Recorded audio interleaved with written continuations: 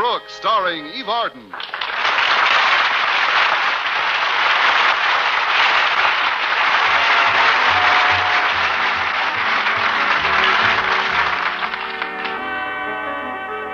From time to time during the years our Miss Brooks has been teaching at Madison High, her relations with her principal have been rather strained.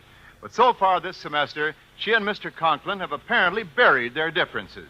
Only because we couldn't do the same to each other. But actually, in recent weeks, Mr. Conklin has been rather considerate to me. At least he was until this past Wednesday. On that morning, he reverted to type and ordered me to be at his home an hour before school started. So promptly at 7:30, Harriet Conklin admitted me and said she'd see what her father was doing. At 7:35, she returned covered with lather, so I didn't have to ask. Then she excused herself and went into the kitchen to start breakfast. At 7:40, the doorbell rang, and since no one was around, I stood there for a moment undecided what to do. But in the Conklin household, no one remains undecided for very long. Miss Brooks, would you please answer the doorbell? Please answer the doorbell, Miss Brooks. Answer the doorbell this instant. So I answered the doorbell. When I opened the door, to my surprise, there stood an American Indian in full regalia, and right behind him stood his squaw, who appeared to have a papoose board on her back. No sooner had I opened the door when the Indian said... Oh. Very simple. I turned the doorknob and it opened. How? I just told you. Lady, how is greeting? I, Chief Thundercloud. This my squaw. How? I just turned the door. Oh, no. Mr. Conklin live here? Yes, this is his wigwam. A house. Won't you come in? Mr. Conklin expect me. Me lecture at Madison High School today. The chief, he Mr. Conklin's friend. Oh, really? Well, I'm a teacher at Madison. You very pretty. Squaw, she Miss Brooks' friend. Thanks, Mrs. Thundercloud. Now, Mr. Conklin ought to be down any minute, so why don't you two have a seat? Chief have seat. Squaw, she stand. Squaw, she stands? It is custom of my tribe. When chief sit, squaw stand. Now you understand? Do I? Squaw, have you got a squawk? That is, I don't entirely agree with that custom, Chief. Good morning, Miss Brooks. Well, Chief Thundercloud and Mrs. Thundercloud, good morning. Good morning, Mrs. Conklin. How, Mrs. Conklin? Very simple. She just married Mr. Conklin. Oh, there I go again. Oh, Mrs. Conklin, is that a new fur coat you're carrying? It's stunning. Why, thank you, Miss Brooks, but I've had it for years. Matter of fact, I'm thinking of selling it. That's why I brought it out so early. Do you know someone in the market? Why, yes, I've been looking for a winter coat myself, and yours is simply beautiful. But you'd probably want a good deal more than I could afford. Oh, I don't know. I'll tell you what, Miss Brooks. Give me $100 and you can walk off with the coat. What do you say? If I had $5, I might sneak off with a sleeve. I knew I couldn't afford anything as luxurious as that. Oh, I am sorry, Miss Brooks. I wish you could have bought it. But if you hear of anyone else who might be interested, please let me know. Now, I'll be right back with your sack of flour, Chief. It's in the kitchen. Very good. And other things. Well, Mr. Conklin is still upstairs with your ham and turkey.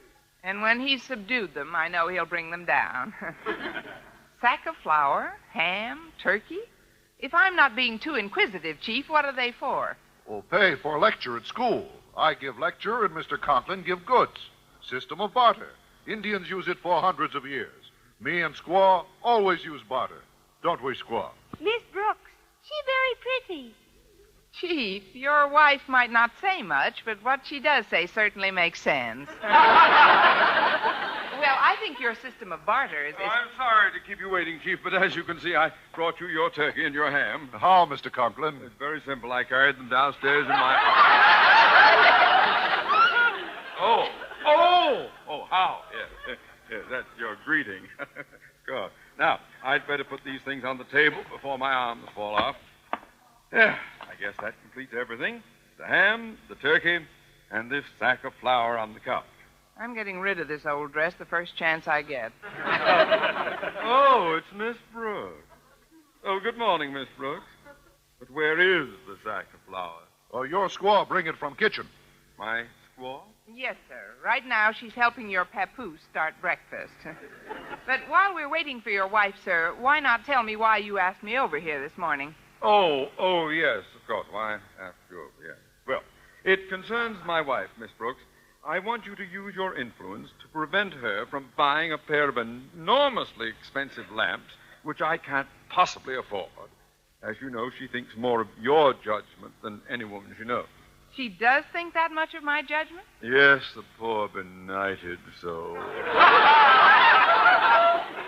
I suppose we all have our quirks. Well, a number of nights ago at your landlady's house, she fell in love with a pair of hideous-looking table lamps, and since then she's been combing the town for an identical pair. Yesterday she found them, and they asked her $200 for the eyesores. $200! Miss Brooks, you've simply got to help me. But, sir, I don't see what I can do. Mrs. Davis discovered them in the attic about a week ago, and she just put them out that night. Say, wait a minute. If Chief Thundercloud can barter, so can I. Really? What tribe are you from, Pocahontas? Sir, it really shouldn't be so difficult. Your wife wants Mrs. Davis's old lamps, and I want your wife's old fur coat. Now, all I have to do is persuade Mrs. Davis to trade me those lamps for something else, and then I can... Here you are, Chief. Here's your sack of flour. I'll just put it on the table with these other things. Frankly, I don't see how you're going to carry all those things. They're so heavy. Oh, not heavy for me at all. But why not? Because squaw going to carry them. Custom in my tribe. Chief, sit back, woman work. Your tribe sounds more like Madison High every minute. I understand. You tie all those things to your squaw's papoose board.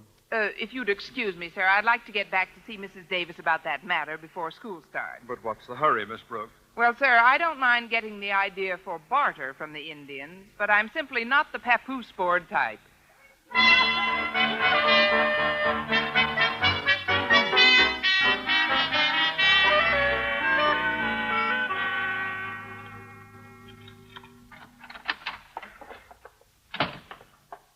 Oh, Connie, you're home. Did you have a good day at school, dear? Good day at school. Mrs. Davis, it's only 8 o'clock in the morning. Oh, I'm so glad. For a moment there, I thought I'd misplaced 10 hours. I guess I got a little confused. Why did you come home, dear? Well, because I had something rather important to discuss with you. Oh, it might not seem important to you, but it is to me. Recently, for some reason, this house has begun to depress me. I believe this feeling all started the day you put out those lamps. But, Connie, I just took them down from the attic a week ago. And that very night when Mrs. Conklin was over here, she admired them. Maybe she was thinking how they'd look in her attic. Well, dear, I'm not that fond of them. And if it will make you happy, I'll get rid of them. Oh, I don't want you to give the lamps away, Mrs. Davis, or even sell them cheaply, but I think I know where I can make a deal for them. So why not let me have them? I'll give you something I own in exchange for them. Anything you want. But, dear, you haven't got anything I want. I know what you mean. I haven't got anything I want either. But I tell you what, if you want to trade, there's Mr. Boynton. Oh, you do better keeping the lamps. Oh, you mean something Mr. Boynton owns? Yes, dear. He has a painting in his apartment that's simply beautiful. And it should really brighten up this living room. It's called Doomsday. Oh, yes, indeed. That, plus a little black wallpaper, and we'll have the craziest living room around.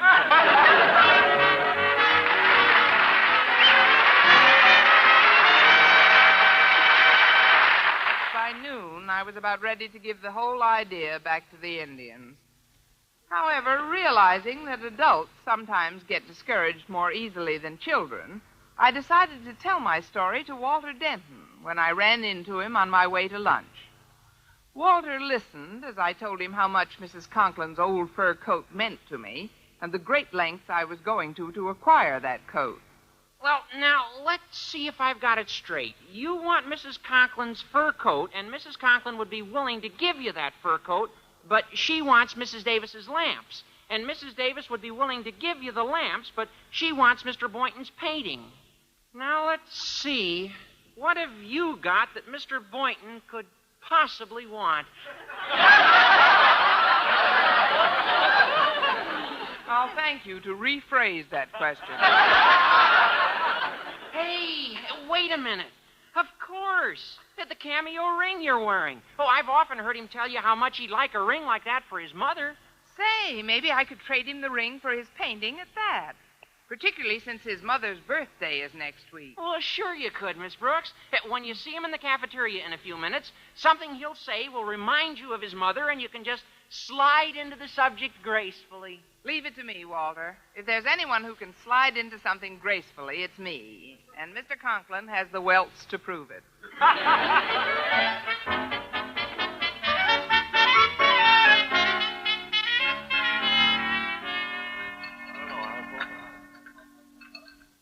Sorry to be a little late, Miss Brooks. Oh, that's all right, Mr. Boynton. Sit down.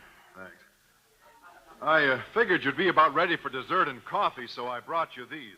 Why, Mr. Boynton, how thoughtful. A clean fork and spoon. I would have brought you some rhubarb pie, but it's the only pie they've got left, and I know how you dislike it. You always say there are certain things that don't agree with you. Why, Mr. Boynton, that's simply not true. I'm devoted to your mother. My mother? Who was talking about my mother? I was, and let's not change the subject. I know how you feel about your mother, Mr. Boynton, and I realize how much thought you've given to the important occasion coming up next week. Important occasion? What important occasion? Da, da, da, da, da, Say, that's very catchy. Yeah, that The is. Maine Stein song, isn't it? Yes, the state of Maine is celebrating its birthday next week. Mr. Boynton, that tune was Happy Birthday to You. Oh, thanks, Miss Brooks. My birthday isn't for 6 months yet. Say, but by an odd coincidence, it is my mother's birthday. Eureka! Well, I know you must be giving a lot of thought to your mother's present. Why, no, Miss Brooks. Mother knows how little I can afford. She told me specifically that she didn't expect anything this year. So I'm tempted to forget the whole thing. I'm beginning to wish I had, too. But, Mr. Boynton, devoted as you are to your mother, you certainly wouldn't pass up an occasion like a birthday. Well, I certainly wouldn't want to if I could afford to give her something nice. Well, a nice gift isn't necessarily expensive. You've often said your mother would appreciate a cameo ring like the one I have on. Well, I'm proposing a trade. My ring for the painting in your apartment. Miss Brooks, you're not serious, are you? Well, I'd be delighted to make the trade, but... Then just be at my house at 8 with the painting, and we'll consummate the deal. There are a number of other transactions that will have to be made at the same time. Well, all right. Gosh, I didn't think anyone would ever want my painting Doomsday. It certainly doesn't do much to brighten up a room. Well, don't worry about it. In our living room, Doomsday will look like the Garden of Eden.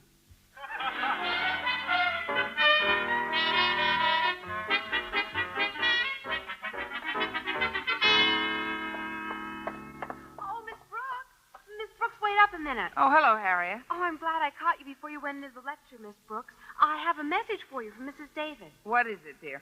Well, Mrs. Davis asked me to tell you that you'll never have to worry about those lamps you dislike again. Why? What do you mean, Harriet? She said some man came by the house a little before noon, and she sold them to him for $25. What? Oh, no, she couldn't have. Who would want the lamps? And where would anyone get the idea to come by today? Oh, Miss Brooks. That's what I'm wondering. How? Oh, hello, Chief. Hello, Mrs. Thundercloud. Miss Brooks, she very pretty. Miss Brooks, she very dead. Something matter, Miss Brooks? Yes, it has to do with some lamps my landlady just sold. Remember, Mr. Conklin and I were discussing them this morning, but it would hardly concern you, Chief. Oh, much concern to me. I bought them. You bought them? Yes. Find out this morning they're very important to you. You want fur coat? Very important to Mrs. Conklin. She want lamps. Very important to Mr. Conklin. He want to keep money. And very important to Chief Thundercloud, because tonight he want to barter us into beggary.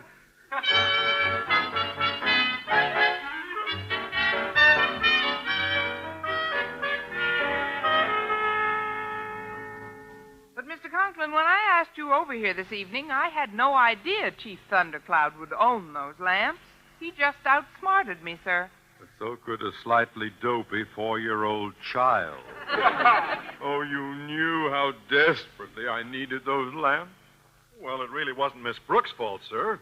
And anyway, maybe Chief Thundercloud won't be so difficult to deal with. Boynton, take my word for it. Chief Thundercloud is one of the sharpest traders I've ever met. I have a feeling one of his ancestors was in that Manhattan Island for $24 deal, and he's been laying for us ever since. As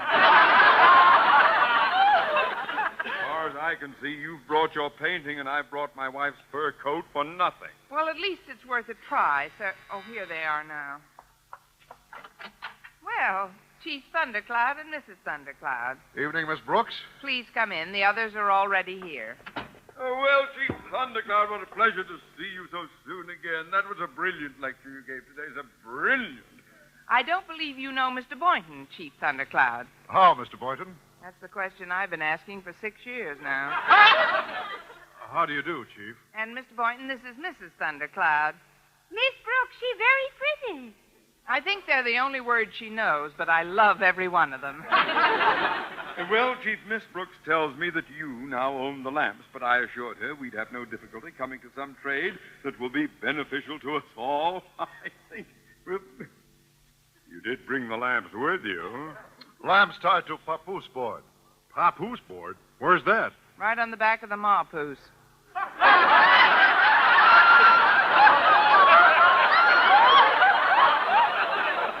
Mrs. Thundercloud, I mean. Well, I have the fur coat here, and Mr. Boynton has his painting, so if there's no objection, why don't we start trading? Chief, only trade Indian style. What's that, with tomahawks? What's Indian style? We all sit around in circles, smoke peace pipe, and then we trade. Squaw, hand me peace pipe. Now we all sit. And I give you light. Hey, this isn't bad. Not bad at all. The tobacco is a little strong, though. How do I look smoking a peace pipe, Miss Brooks? Oh, fine, Mr. Boynton. The brown of the pipe goes very well with the green of your face. You feeling all right? Why, certainly, Miss Brooks. Only, would you mind sitting still, please? Mr. Boynton, I am sitting still. Now, Boynton, stop being so silly. No tobacco is that strong. But it does seem to be having quite an effect on him, sir. Now the whole room's going around and around and around. Whee!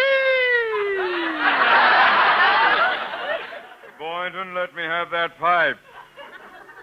You hear me, Boynton? I'm talking to you. Well, say something. Happy New Year! And when the real New Year comes around, he's in bed at 10 o'clock. You'd better stop smoking, Mr. Boynton. I guess I'd better. Well, I've never seen such a ridiculous display from a few measly puffs of tobacco. Well, here is pipe, Mr. Conklin. You try. Gladly. Say, this isn't bad. Tobacco has a nice taste to it. You don't find it strong, sir? Certainly not, Boynton. And you don't feel any ill effects? Well, of course not. Only, Miss Brooks, stop bobbing up and down this instant. She's sitting absolutely still, sir. You keep out of this, Boynton. All four of you. You see 4, Mr. Boynton? Oh, boy, let me at that peace pipe. Are you all right, Mr. Conklin? Sir, are you all right? Mr. Conklin, speak to us. Merry Christmas! Holy snow. Oh, I don't feel very well.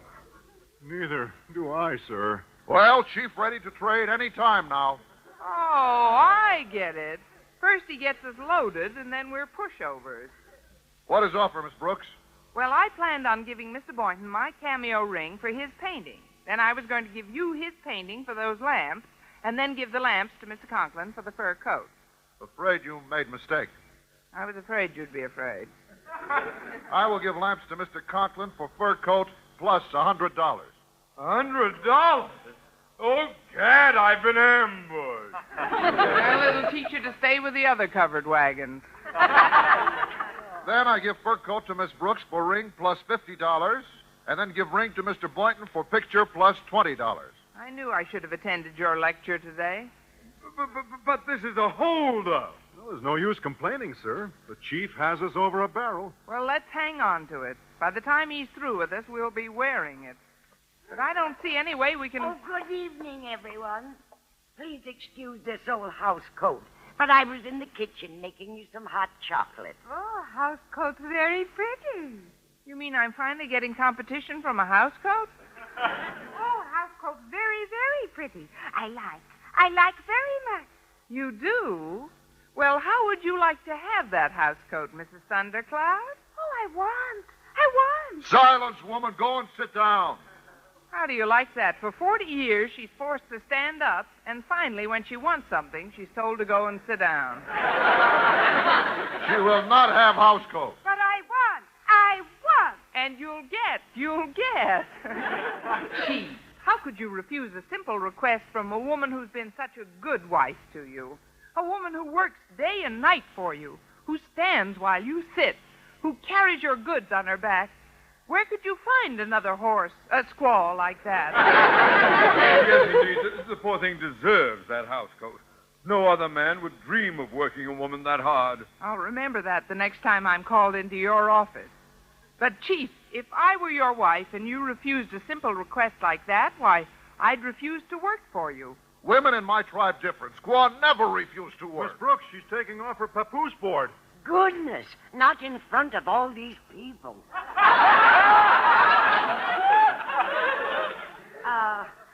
It's just the board on her back. Well, Chief, do we trade? We trade. But first I smoke peace pipe.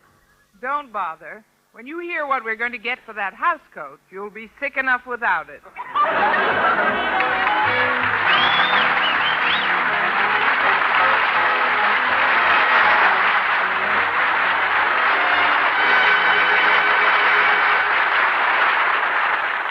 Well, the barter system turned out to be quite a headache for the chief. And now, here's our star, Eve Arden. Well, by the time I was through trading with Chief Thundercloud, I had my fur coat, Mr. Conklin had his lamps, Mr. Boynton had his ring, Mrs. Davis her painting, and Mrs. Thundercloud had the house coat she wanted so badly. For the house coat, the chief had to pay Mrs. Davis $29. When the chief and his squaw had left, I heard some words I had never hoped to hear during my lifetime. Miss Brooks, you were magnificent. Yes. Miss Brooks, you handled that trade beautifully. But, Connie, I never expected $29 for that old house coat. Well, actually, Mrs. Davis, only $5 was for the house coat. Oh, then what was the other $24 for, Miss Brooks? Well, I figured it was about time they returned that $24 we gave them for Manhattan Island.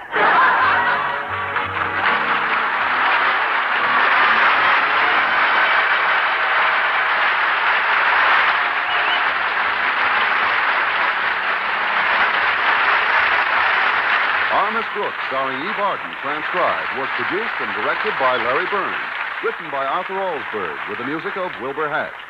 Mr. Conklin was played by Gail Gordon. Others in tonight's cast were Jane Morgan, Dick Crenna, Bob Rockwell, Gloria McMillan, Virginia Gordon, Joel Samuel, and June Foray.